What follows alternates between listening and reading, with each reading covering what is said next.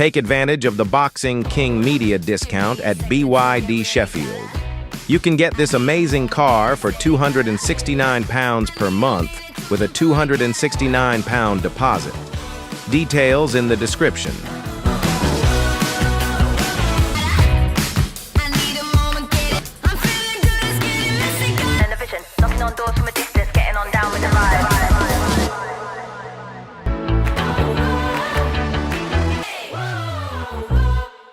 Boxing King Media, powered by BYD, Jeamie, TKV, back here at Box Park. I'm pretty sure the last time I interviewed you, it might have been Box Park. No, it was probably, I tell you, I remember, you was rushing off, because you had like a family emergency. Yeah, you had to get off. Yeah, and that was, what arena was that? It was East London. What's it called? Adam Azim Horror Davies. Yeah, but I forgot the arena's name. I don't know why it's slipping my mind. The East London one, innit? What's it called? Copper Box. Copper Box, that's where we were, yeah, Copper Box. So that's when we last did our interview. How's life been since? Because I'm guessing you've had a lot going on since that time? Yeah, man, look, life's been good. I'm happy. You know, yeah, life's been good. I'm just happy, man. In general, life's been very good to me. How's your boxing journey going? Because there was obviously a lot of hype around you, since the loss. Do you feel like that hype's gone, or what's changed you? What's changed, not just like in the boxing circle, maybe with your family, friends, and all that kind of stuff? Nothing has changed, man. I still get the love that I always get. I mean, nothing for me has changed. I'm just, like I said, I still got to prove myself in some way. So these fights are the fights where I do it at, prove myself. I feel like people still got a lot to see. And not many people have seen, so I need to show what I can do on Saturday. But yeah, no, in terms of hype, of course there was hype around me before, and obviously when someone takes a loss, it kind of fizzles out. But it is what it is. Just like I said, I just got to prove myself again and show what I'm about. The guy that you fight, Michael Webster, he's not, he's shown against Sol Dakers. He's not the kind of guy, if you're having an off day or if you're not up to the task, he's going to take you out, he's going to cause an upset, and he's kind of proven that a little bit. Listen, obviously we all have off days, but look, I know he's a good fighter, but I'm a good fighter too, so I know it's going to be a good fight in general. As I am going to be ready, I'm sure he's going to be ready. He's got given a full camp, just like I got given a full camp, and yeah, he's going to come game. There's going to be no upsets, because I know what I'm coming to bring, and I'm not lacking, I'm not missing it, and I didn't leave no stones left unturned, you get what I'm saying? So I did everything that I was supposed to do, and I'm here, I'm ready. I think it's fair to say we can't take too much from his knockout loss to Sol Dakers, because that was at short notice, but the fight where he had a camp with, he gave Sol one of his hardest fights, so that's the guy you're going to have turning up on Saturday night. So does this fight go the distance? You never know, but my aim, every time I train, I train not to go the distance. We do, to be honest, we train like we are going the distance, but in my head, I know I'm going to make sure that it doesn't go the distance. I'm going to try my best for it to not go the distance. But we do train hard, and we train ready for the 10 rounds. I'll have how many rounds there's going to be, but I know he's going to turn up. We gave him time. Solomon never gave him time. Both fights. I believe the first one was a short notice fight. It wasn't a full camp, but he was coming off for another fight, so I guess it was a bit fitter. The second fight, it was very short notice, and Solomon has never given him a full camp. We have given him a full camp. We don't want excuses. We want to get the real Michael Webster, the good Michael Webster, which I believe is going to turn up on Saturday, and that's, for me, that's a better opponent. Talk to me about this hoodie. It looks custom made. What? Oh, it's me, baby me. I am TKV. You see that? Just eating the glove. You see a little joke that I've been doing. Yes. A little joke that I've been doing. You see the gloves bitten off, belly hanging, saliva. A little bit of a joke. I know genetics are a big thing, but do you ever see yourself rocking up with a six-pack or anything like that? Do you think you'll always be the shape that you normally are? Do you know what? At the moment, see how respectively I said that. Yeah. to be honest, at the moment, it varies, but you never know, because I'm changing a few things. But I mean, like, I'll say maybe in 2014 I was rocking ab. 2013 I because I was lighter. You know what I'm saying? All I gotta do is just get lighter and just get things right. But sometimes I prefer being a bit heavier. The shots land a bit heavier as well. So it just varies. It depends on how I feel, because sometimes you can lose weight the wrong way. I feel weaker, which I felt twice before. I think my debut, I was like 107, and I was hitting him with all the big shots. I kept hurting him. I kept seeing his legs go, but he wasn't going. Then the next fight was like 112. I hit him. He went.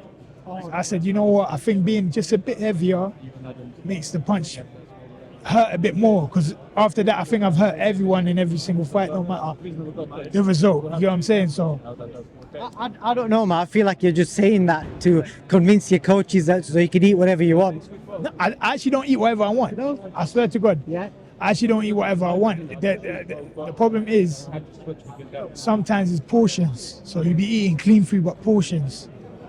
It's not like I don't go eat burger, chips. I don't care about all that. Big portions and traditional food. You know what I'm saying? So it's not like eating chocolate. Yeah. You know what I'm saying? So it's just plus genetics as well. Someone else can eat a chicken leg or whatever and not gain weight. I can eat a chicken leg and I put on more weight than he did, because genetics different. Everyone's built different. You know what I'm saying? So it's not an excuse. It's just the way it is at the moment. I know a heavyweight that does exactly that. Peter Kadira, I don't know if you ever spent any time around him. That guy can eat like 3 heavyweights and he's tiny. Yeah. I know. I've heard. I remember one time someone told me he ate a whole pizza to himself, and the size of that pizza, I heard it was 24 inches plus. So I heard that, and he doesn't put on weight like that. He's very slim, but he's actually quite big anyways. He's tall. But genetically he's different, you know what I'm saying? So some people eat more, some people eat less. It just depends on genetics. Definitely so, Jeamie. Last thing I want to speak to you about is you obviously trained with alongside Anthony Joshua. You will have seen a lot of the comments recently since his loss, you know, the sort of stuff Johnny Nelson's said, mainly saying that, you know, kind of saying why is he not having the DUBOIS rematch? But obviously you as a boxer, I don't know if you can give a bit of an insight into the injury or the fact that, you know, maybe the Wilder fight's a better option. What do you think? What about AJ? Yeah. I'm not sure about it. I don't know nothing about the injury. We're not informed about stuff like that. I mean, AJ will come back and fight when he's ready. I mean, it's not the end of the road. I mean, he's going to make a comeback and he'll be back in a big way, I believe.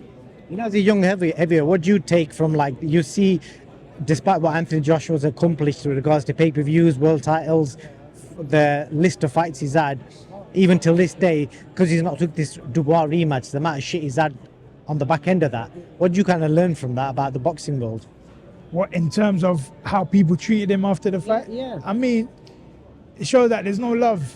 There's no love in boxing. They may love you now, but they may not love you tomorrow. And we've seen that countless times. Like, a lot of people get a lot of love when they're winning. When they're losing, everyone turns against them, and it's very weird. And that's the one thing we hate about boxing. You start to get discredited once you lose. Like, people, like, let's look at MMA. I don't think that ever happens in MMA. In MMA, it's probably you get a lot of champions that lose quite bad sometimes, but sometimes they're able to make a comeback and able to turn it around. The thing with boxing, it's hard to make comebacks sometimes. Sometimes when you lose, you're out. It's like, I call boxing the Royal Rumble. Sometimes if you're out, you ain't coming back in. But nowadays, things are changing. You know, people are losing and still coming back. Like myself, I'm building my way back in. And other people are able to build back in and get bigger opportunities. So things are changing, which is a good thing. But what I've learned about the game is, like, it's ruthless. That's the best way. The fans are ruthless. Everyone's ruthless in general. So you just got to take it. I don't know, man. Is there anything from that whole situation? Because you will have seen that all the good work he did before with Ben, the knockouts, the wins, people are jumping on the back. But that one moment in the fight, he got stopped, and you saw not even just AJ, people jumping on Ben as well. So what do you kind of take from that, just from, you know, as a whole picture? Even the trainers get it as well. Yeah, it's crazy because, look, things happen. You know what I'm saying? Like, you can have a great camp, but I mean, you could get hit with one shot that could change your fight. It doesn't matter. It just depends on what happens. But I don't think trainers should get such stick. I mean, people saying AJ did this, did that, so that's Ben's. Of course, it's a team thing. If AJ loses, we all lose. So I understand why everyone will get stick, but I mean, to disrespect a fighter and a trainer, the time and effort and even a quarter of what they do, not the average person can do. So no one should be able to ever open their mouth and ever be able to discredit them or disrespect them. Because for me, it's just unjust, and I don't know, it's very disrespectful to disrespect fighters and trainers in general. Especially at that level when, like you said, their one mistake can completely, because it's a high level fight, one mistake, one error can change it, flip the fight completely. So yeah, last thing I want to speak about is your training partner, Shabazz Masood. What's next for him? I'm meeting talks to Peter McGrail. Yeah. Listen, every time Shabazz fights, I get excited, man. I look forward to his fights. I guess he's going to defend his title, but I actually hope he gets another chance to fight for another title, and start moving up that way. But you never know. Hopefully bigger opportunities do come for him, because he's a very exciting fighter that many people should look out for. I'm sure a lot of people don't know about him. Well, people do know about him, but you have to be a boxing fan. But he actually is a very big talent. He's a very big talent. He definitely is. Jeamie, appreciate your time as always, mate. We'll catch you soon. Yes, catch you soon. Thank you. Thank you, bro. It's not about motivation. Winners need discipline. Wake up and win today. Discipline comes from within.